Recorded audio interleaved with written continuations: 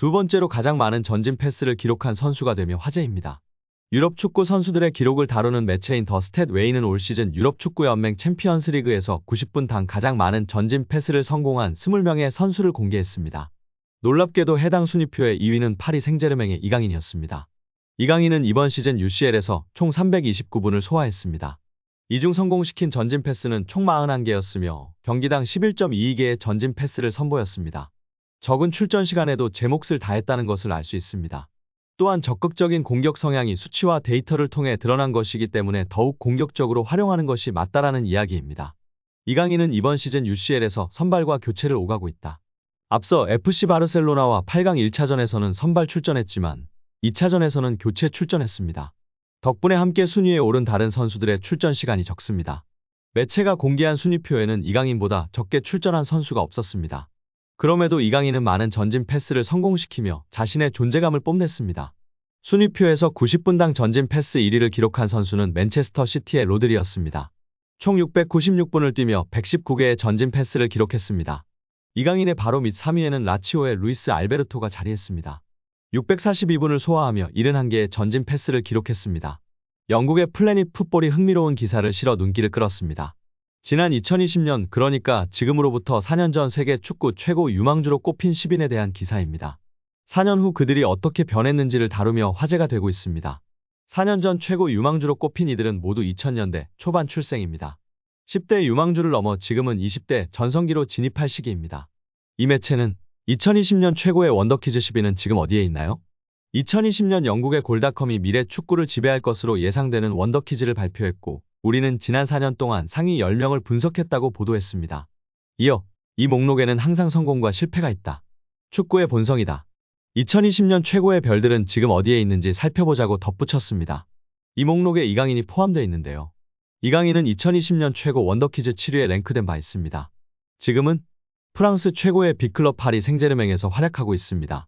이 매체는 이강인은 한국에서 리얼리티쇼에 출연하면서 6살 때부터 대중의 관심을 받았다. 4년 후 발렌시아 유스에 합류했고 이후 상승세를 탔다. 발렌시아 1군에 올라섰고 마요르카에서 좋은 활약을 펼쳤다. 그리고 이강인은 현재 PSG 소속으로 유럽 축구 연맹 챔피언스 리그에 참여하고 있다고 설명했습니다. 그럼 이강인 동기들은 무엇을 하고 있을까요? 10명의 명단은 화려합니다. 거의 대부분이 성공의 길을 가고 있는데요. 10위는 라이언 흐라번베르흐는 리버풀에서 뛰고 있습니다. 9위는 쿠보 다케우사는 레알 소시에다드입니다. 8위는 모하메드 이아타레는 슬라비아 프라하에 있습니다. 7위는 이강인 선수였습니다. 6위는 가브리엘 마르티넬리로 아스널에서 뛰고 있습니다. 5위는 에두아르도 카마빈가로 레알 마드리드에서 핵심 선수가 되었습니다. 4위는 헤이니에르로 지로나에서 뛰고 있습니다. 3위는 메이슨 그린우드로 헤타페에서 뛰고 있고 2위는 안수파티로 이번에 브라이튼으로 둥지를 옮긴 상태입니다. 대망의 1위는 호드리구로 레알 마드리드의 주전 공격수가 되었습니다. 1위를 차지한 호드리구에 대해 이 매체는 4년 전 이 명단이 작성됐을 때 호드리구는 레알 마드리드에서 막 커리어를 시작하고 있었다. 그는 뒤를 돌아보지 않았다. 카를로 안첼로티 감독 아래 공포의 삼지창 오른쪽에 위치해 있다. 그의 경기 수와 기량을 매 시즌 향상됐다. 호드리구의 전성기는 아직 오지 않았다. 다음 무엇을 할지 기대가 되는 선수라고 극찬했습니다. 4년 전 원더키드에 이름을 올린 이강인 선수가 현재 자랑스러운 프랑스 거함의 일원으로 성장하고 있는 상황입니다. 이 상황 속이라면 정말 세계적인 레벨의 선수로 크는 것은 시간 문제일 것 같은데요. 우리가 상상하는 그 이상까지 자라날 이강인 선수를 기대하고 응원합니다. 기자는 비티냐가 최근 수비형 미드필더 자리에 출전하고 있다. 그는 미드필더 자리가 더 잘 어울리는 것 같은데 어떤 점에서 그를 수비형 미드필더로 기용하는지 물었습니다.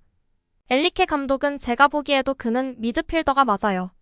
그러나 그는 윙어도 봤었고 지난 경기에서 몇 차례 수비형 미드필더도 봤었습니다.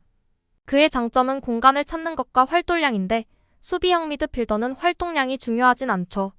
항상 공을 받을 수 있는 자리를 잡으면 됩니다. 직접 패스 길이 없으면 간접으로 찾으면 됩니다. 가능한 간결하게만 패스하면 되고 방향을 전환하는 역할을 담당합니다. 비티냐에게 딱 맞는 포지션은 아니지만 잘 해냈습니다. 이전 경기와 오늘 경기에서 말이죠. 제가 만족한 부분은 워낙 볼 다루는 재주가 좋은 선수지만 오프더블에서도 역할을 해주고 있고 거기에 수비력도 좋습니다. 우리 미드필더에서 중요한 자원이라며 발언했습니다. 이후 우가르테는 왜 뛰지 않았느냐는 질문도 있었는데요. 경쟁이 필요함을 강조한 엘리케 감독입니다. 결국 미드필더 라인이 경쟁이 치열하고 그중 가장 저렴한 이적료로 이적한 이강인 선수가 우가르테, 비티냐를 밀어내고 프랑스 핵 유망주 에머리는 한 자리 차지하는 게 당연하고 다른 한 자리를 실력으로 차지한 것입니다. 우가르테는 이강인과 같이 여름에 왔고 무려 860억 원의 이적료로 파리에 입성했고 비티냐는 540억에 입성했었습니다. 어마무시한 이적료를 주고 데려온 선수들을 압살하고 있는 이강인 선수가 참으로 대단하고 자랑스럽습니다. 여기에 이강인과의 주전 경쟁에서 완전히 패배한 레알 마드리드 출신 마르코 아센시오가 이적을 도모할 예정입니다. 프랑스의 스포르트 프랑스는 파리 생제르맹은 다가오는 여름 아센시오의 이적을 고려할 수 있을 정도로 그의 역할에 실망했다고 보도했습니다. 스포르트 프랑스는 2026년에 계약이 종료되는 아센시오의 이적료는 2,500만 유로로 예상된다. 아틀레티코 마드리드가 그를 주목할 것이며 이미 그의 에이전트인 호르헤 멘데스와 접촉이 시작됐다라며 아센시오의 이적 가능성을 전했습니다. 아센시오는 올 시즌을 앞두고 이강인, 우스만 덴벨레, 랑달콜로 무아니 등과 함께 PSG에 합류한 신입생입니다. 영입 당시 기대감은 적지 않았습니다. 이미 레알 마드리드에서 확실한 킥 능력을 바탕으로 공격 라인 전 지역을 소화하는 기량을 입증했습니다. 다만 레알에서의 경쟁에서 뒤처졌고 부상 등의 문제로 결장하는 기간도 발목을 잡으며 PSG로 이적했습니다. 이강인과의 경쟁도 예상됐는데요. 리오넬 메시 이적 이후로 왼발잡이 윙어와 공격형 미드필더 포지션의 보강을 노렸던 PSG이기에 이강인과 아센시오가 비슷한 포지션에서 활약하며 주전 자리를 두고 다툴 것으로 많은 프랑스 언론이 전망했으며 아센시오의 우위를 점치는 의견도 적지 않았습니다. 하지만 시즌이 시작되고 아센시오는 부상과 선발 제외 등으로 어려운 시간을 보냈지만 이강인은 아시안게임, 아시안컵 등 한국 대표팀 일정으로 빠지는 기간을 제외하고는 꾸준히 선발로 이름을 올리며 루이스 엔리케 감독의 애제자로 성장했습니다. 올 시즌 리그에서도 아센시오가 14경기 791분 출전에 그친 반면 이강인은 17경기 1132분으로 더 많은 출전 시간을 소화했습니다. 출전 시간 대비 경기 평점도 아센시오보다 이강인 더 높은 상황입니다.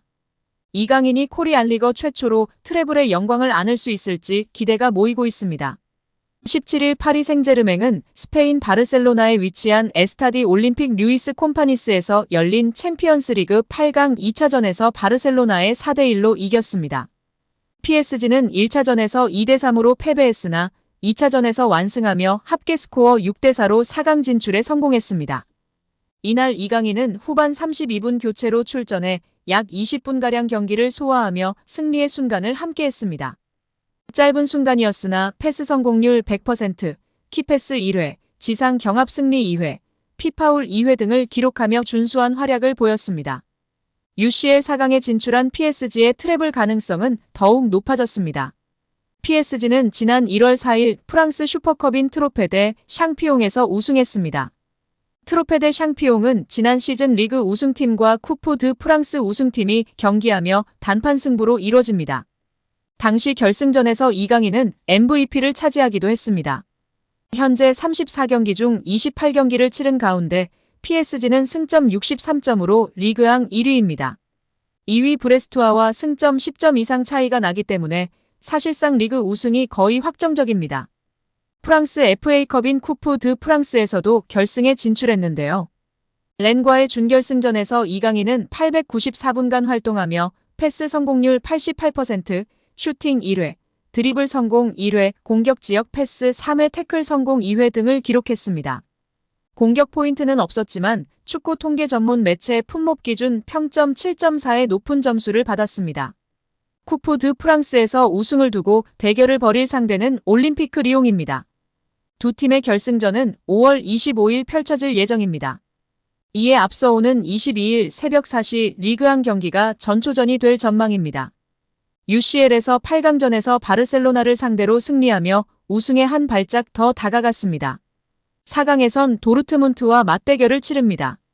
PSG 입장에서 도르트문트는 바이에른 뮌헨, 아스널, 맨시티, 레알 마드리드에 비해 상대적으로 해볼 만한 상대라는 평가입니다.